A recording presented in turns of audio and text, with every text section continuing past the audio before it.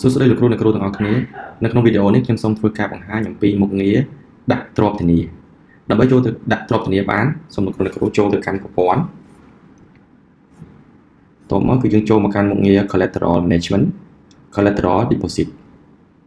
អញ្ចឹងចូលមកកាន់ Collateral Deposit នេះគឺយើងមាន screen សម្រាប់បង្ហាញកន្លែងនេះគឺ number មានន័យថាចំនួនទ្រព្យបើសិនជាយើងមានដាក់នៅក្នុង period ហ្នឹងយើងដាក់ទ្រព្យប្រមាណគឺវានឹងរាប់ឲ្យថាចំនួនឯកសារដែលយើងដាក់ទ្រព្យហ្នឹងមានប្រមាណឯកសារ value គឺតម្លៃសរុបរបស់ទ្រព្យហ្នឹងមានប្រមាណហើយ collateral នេះគឺដូចទៅនឹង number ដែរគឺចំនួនទ្រព្យហើយកន្លែងនេះគឺសាខាមានន័យថាបើសិនជាប្រព័ន្ធរបស់យើងនឹងមានច្រើនសាខាគឺ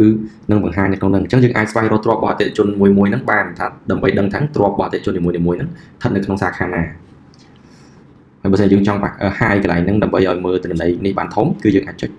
hide កន្លែងនេះហើយបើយើងចង់បង្ហាញវិញគឺយើងចុចកន្លែងនេះវិញចូលមកដល់កន្លែងនេះ search គឺយើងអាចវាយ keyword ផ្សេងៗដូចជាឈ្មោះអតិថិជនលេខកូដអតិថិជនដើម្បីស្វែងរកទ្រព្យរបស់គាត់ដែលបានដាក់ឬក៏យើងចង់យក advanced search គឺយើងចុចកន្លែងនេះមកគឺនឹងបង្ហាញទី1 row មានន័យថាទិន្នន័យដែលយើង search ឲ្យចង់ឲ្យវាបង្ហាញមកនោះយើងចង់ឲ្យបង្ហាញប្រមាណ row បើយើងចុចនៅកន្លែងនេះដាក់ថា50មានន័យថាបង្ហាញតែ50 row ទេដើម្បីឲ្យទិន្នន័យទាញមកលឿនហើយកន្លែង all brand នេះមានន័យថាតែយើងចង់ឲ្យពេលដែលយើង search ទៅ search ប្រមាណសាខាsearch ចេញតាមតែសាខាដែលយើងកំពុងតែស្ថិតនៅឬក៏ search គ្រប់សាខាដើម្បីយកទិន្នន័យមកបង្ហាញបើយើង tick មានន័យថាពេលដែលយើង search ទៅហ្នឹងគឺ collateral ទាំងអស់នៅក្នុងស្ថាប័នប៉ុន្តែនៅសាខាណាក៏ដោយគឺនឹងអាច search ចេញមកនៅក្នុងហ្នឹងចំពោះ date មានន័យថាជាថ្ងៃដែលយើងបានដាក់ទ្រព្យហ្នឹងយើងចង់ដឹងថាក្នុងយើងយកតែទ្រព្យដែលបានដាក់នៅក្នុង period ណាមួយគឺយើងអាចរើស from date to date នៅក្នុងកន្លែង date ហ្នឹងដល់ពេល status គឺសម្រាប់បញ្ជាក់ថាតើtransaction នៃការដាក់ទ្រព្យហ្នឹងស្ថិតនៅក្នុង status អីដែលយើងចង់ search មកបើយើងយក all មានន័យថាយកទាំងអស់បើយើងរើសយក normal មានន័យថាយើងយកតែទ្រព្យណាដែលបាន approve ហើយ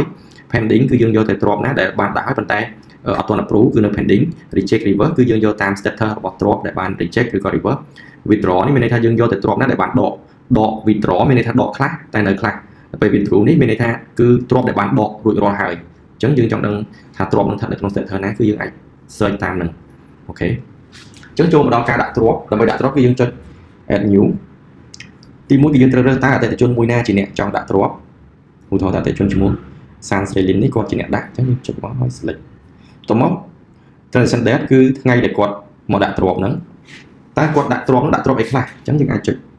add កន្លែងនេះ collateral tab វាមានទៅតាមគោលការណ៍របស់ស្ថាប័នគ្រូអ្នកគ្រូចំណុចនេះគឺមានស្ថាប័នខ្លះគាត់ត្រប់ collateral tab ហ្នឹងគឺតាមគោលការណ៍របស់គាត់មានជាប្លង់ដីប្លង់ផ្ទះអីចឹងទៅតែ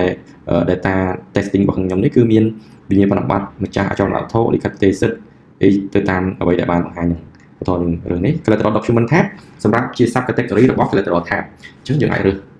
មួយណាមកបញ្ជាក់ម្ដងទៀតពីចំណុចនេះគឺអាស្រ័យទៅលើគោលការណ៍របស់ស្ថាប័នលោកគ្រូអ្នកគ្រូមានផ្សេងគ្នាគឺពេលដែលយើងដាក់ system ទៅគឺយើងនឹងសុំព័ត៌មានហ្នឹងពីខាងលោកគ្រូអ្នកគ្រូដើម្បីយកមកដាក់ជា drop list នេះ collateral number គឺលេខកូដទ្រព្យបើសិនជាឧទាហរណ៍ថាជាវិញ្ញាបនបត្រសម្គាល់អចលនវត្ថុអញ្ចឹងគឺជាលេខនៅលើវិញ្ញាបនបត្រហ្នឹងchassis number engine number plate number នេះគឺលេខតួលេខម៉ាស៊ីនផ្លាកលេខអាហ្នឹងករណីបើសិនជាទ្រព្យហ្នឹងជាប្រភេទយានជំនិះយានយន្តតែបើសិនជាអត់មានទេយើងអាចរំលងបាន ownership មានន័យថាជាឈ្មោះម្ចាស់កម្មសិទ្ធិស្ថិតនៅលើប្លង់ហ្នឹងឬក៏នៅលើទ្រព្យហ្នឹងព្រោះពេលខ្លះទ្រព្យដែលយកមកដាក់ហ្នឹង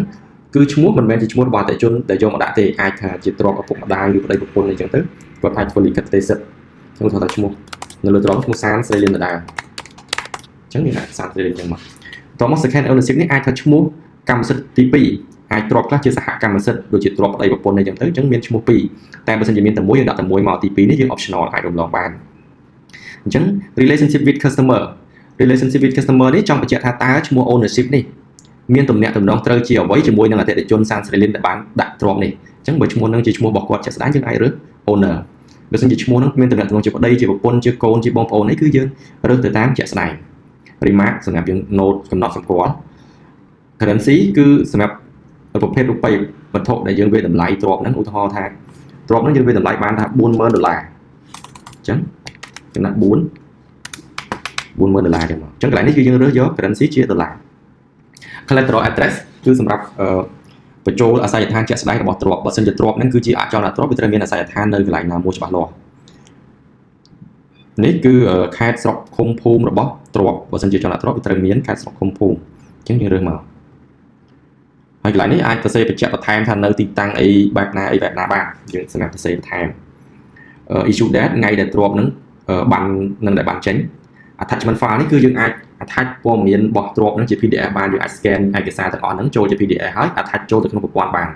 តែកន្លែងនេះគឺ optional យើងចង់ដាក់ក៏បានអត់ក៏បានពេលដែលយើងពិនិត្យមើលព័ត៌មានដែលយើងបានពេញរួចរាល់អស់ហើយគឺយើងចុច accept មកអញ្ចឹងអូខេពេលដែលរួចរាល់អស់ហើយគឺយើងអាចចុច save អូខេអញ្ចឹងពេលដែលយើង save ហើយគឺយើងត្រូវការ approve មួយទៀតហើយបើសិនយើងពិនិត្យមើលទៅយើងមានខុសកន្លែងណាមួយគឺយើងអាចចុច edit ដើម្បីកែទ្រព្យហ្នឹងចឹងឧទាហរណ៍ថាយើងចង់បន្ថែមទ្រព្យអីមួយប្រភេទទៀតអីចឹងមកយើងរើសមកអីចឹងហើយ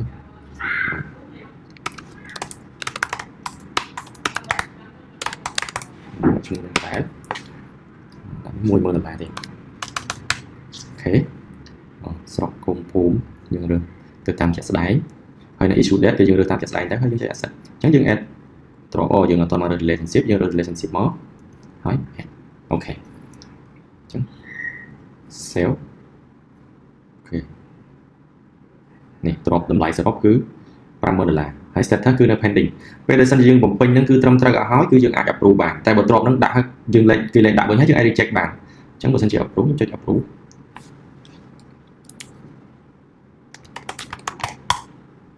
អូខេនេះបើសិនជាទ្រព្យហ្នឹងយើងគិតថាយើងបញ្ចូលទៅខុសហើយយើងអាចចុចកន្លែងនេះ view data ហើយអាច reverse ចេញបាន